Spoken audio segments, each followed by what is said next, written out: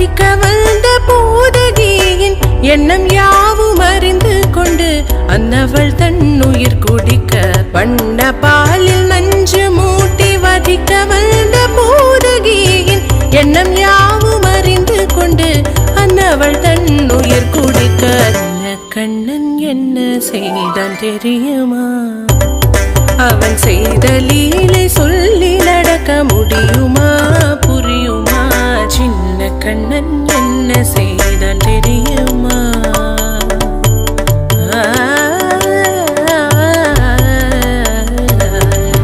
மண்ணில் தவிழ்ந்து வந்த மாயன் மண்ணை உண்டான்.